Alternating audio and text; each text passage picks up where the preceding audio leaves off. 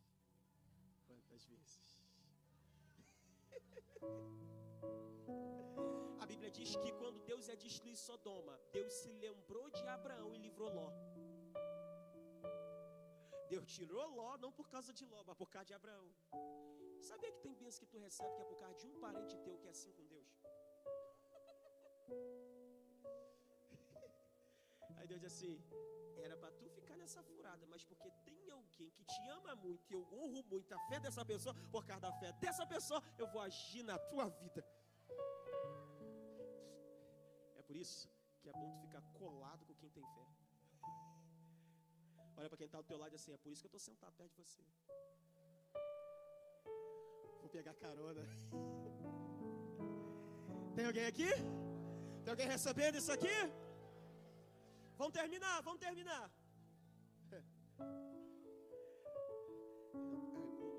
Um colega pregador disse o seguinte para mim assim, Oreste, quando for pregar, eu não era nem pregador, eu dirigi a igreja, ele disse assim, Oreste, quando tu for pregar, tu não prega tudo não, quem entrega tudo fica sem nada. E também se eu pregar tudo, o pastor Samuel não me convida mais, então vou deixar só um pouco para ficar faltando.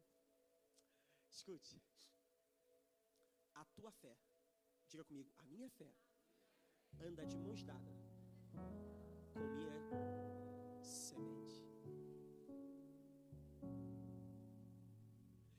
Os anciãos chegaram para falar com Jesus. Como é que eles foram convencer Jesus? Eles não chegaram, jeito carioca de ser, qual é, Jesus, tem um homem ali que precisa de um milagre. Foi assim? Não. Não chegaram igual o palista, qual é, ô meu, um rolê aqui. Mó brisa, né? Não, como é que eles iriam convencer Jesus a fazer aquilo? Porque o que eles pediram, irmão, um monte de pessoa pedia. Porque o que você quer, um monte de gente quer. Eles chegaram para Jesus e disseram assim, Senhor, Ele é... Olha como é que eles começaram, olha como é que eles começaram a brincadeira. Ele é digno de que o Senhor lhe faça isso. Não, como é que você chega na presença de Jesus e assim, ó, a gente veio pedir um favor aqui para o Senhor, mas a pessoa para quem nós estamos pedindo é digno de que o Senhor faça isso na vida dela. Como é que alguém chega para Deus e diz que alguém é digno de alguma coisa? Hã? Agora olha o argumento deles. Porque Ele ama a nossa nação. E Ele nos edificou a sinagoga. Primeiro, Ele ama a nossa nação. Escute isso e preste atenção. Gênesis capítulo 12, Deus disse para Abraão, Israel não é descendência de Abraão, abençoarei os que te abençoarem e amaldiçoarei os que te... Quem que disse isso para Abraão?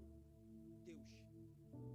E um dia, Deus se fez homem e o verbo se fez carne e habitou entre nós.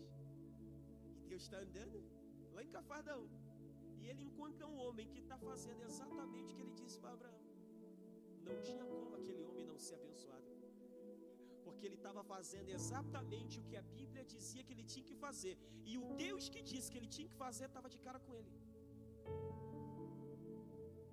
Segundo, Ele ama a nossa nação e Ele nos edificou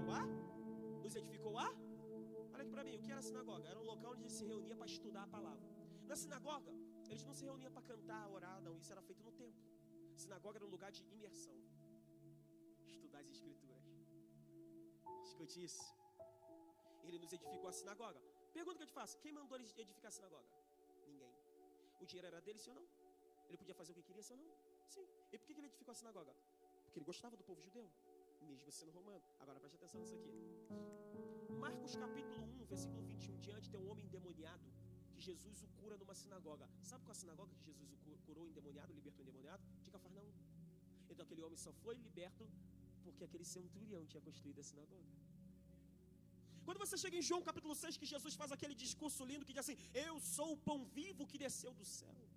Quem come a minha carne e bebe do meu sangue tem parte comigo. Eu sou o pão da vida. Versículo 59 do capítulo 6 de João diz assim, e Jesus proferiu estas palavras na sinagoga de Cafarnaum. Só tem essa parte na tua Bíblia. Porque esse homem construiu a sinagoga. Jesus só tinha um lugar próprio para pregar em Cafarnaum por causa da semente daquele homem.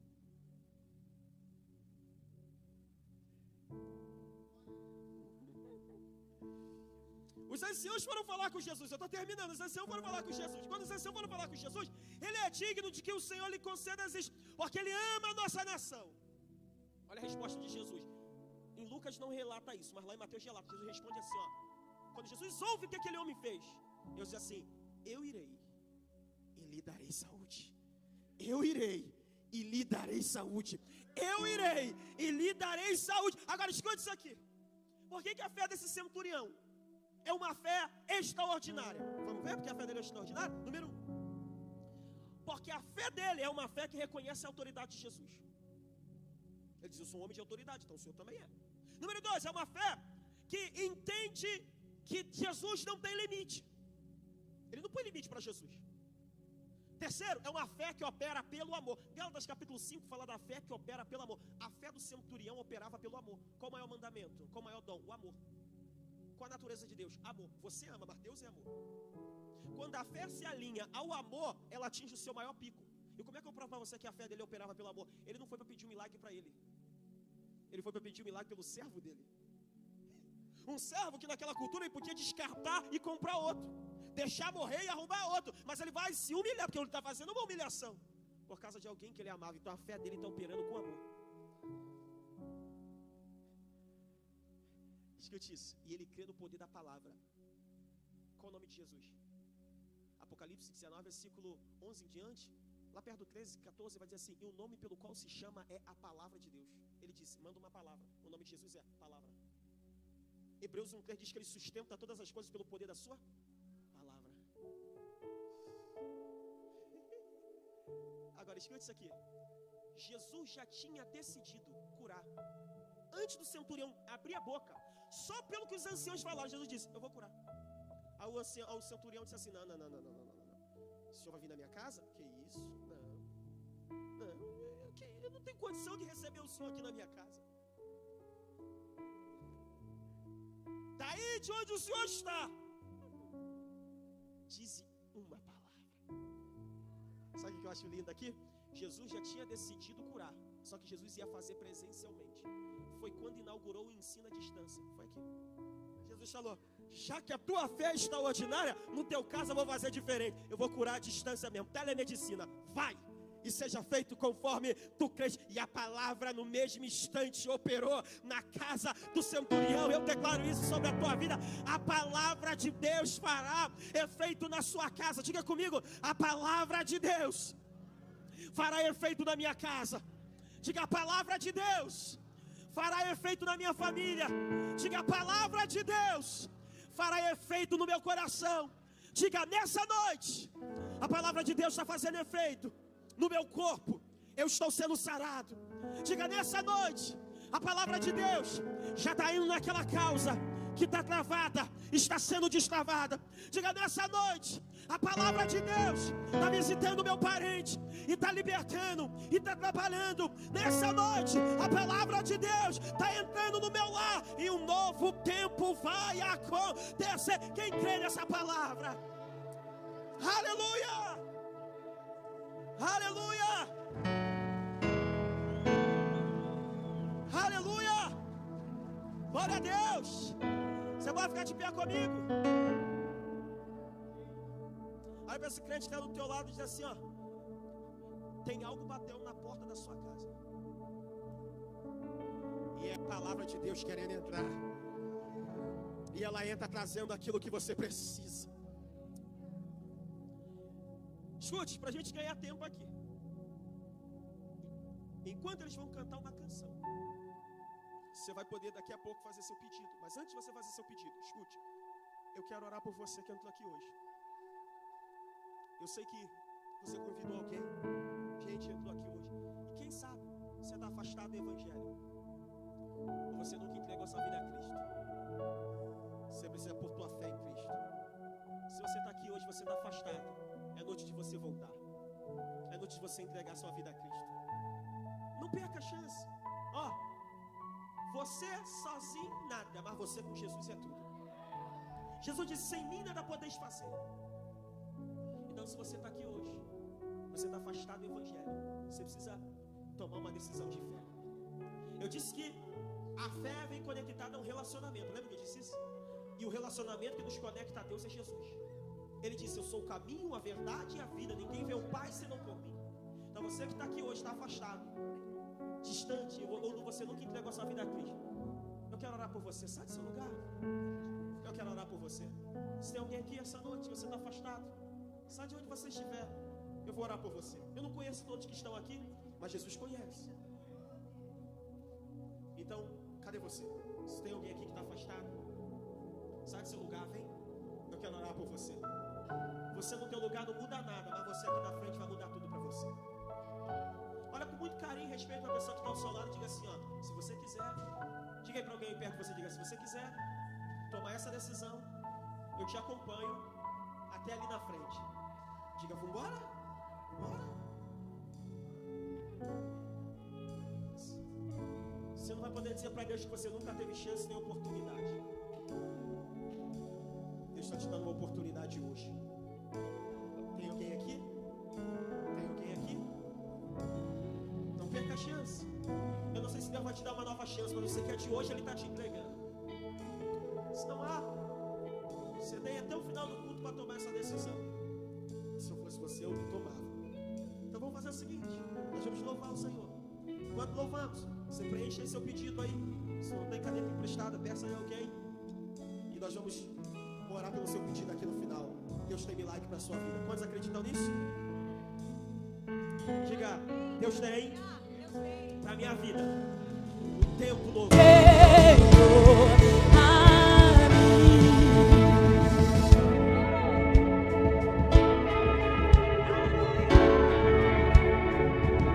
A nossa fé está em Ti, Senhor. Será que você pode levantar suas mãos, querido?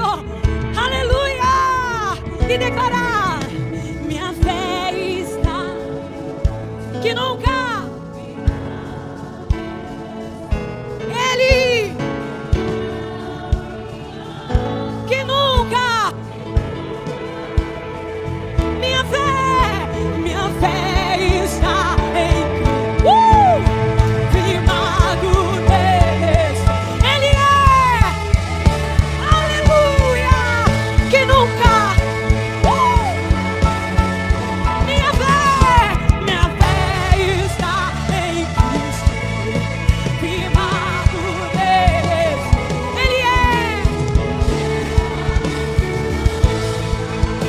que nunca me deixou. Minha fé está em Cristo. Declare.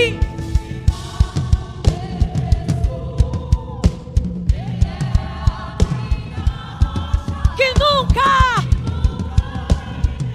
mais uma vez, minha fé está. Aleluia! Que nunca.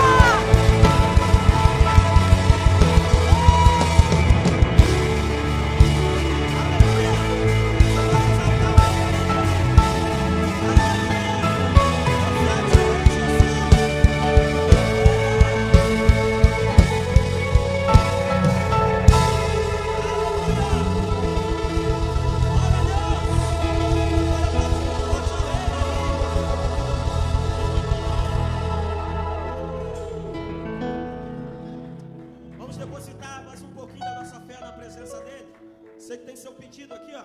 Ó, vou dar uma instrução a você. Você vai trazer seu pedido, vai colocar aqui e você vai se dirigir aqui. Pastor Samuel vai estar ungindo você. Você volta para o seu lugar e nós vamos fazer um clamor todos juntos, ok? Eu vou pedir o louvor para estar cantando enquanto esse ato vai acontecendo. E o pastor Robert vai ficar do outro lado. Então você pode vir do pastor Samuel ou ir do outro lado aqui do pastor Robert, que já facilita aqui. Fiel tu és, Senhor, a mim. Eu creio nisso. Fiel tu és, Senhor, a mim.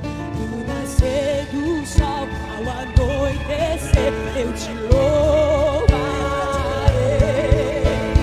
Fiel tu és, Senhor, a mim.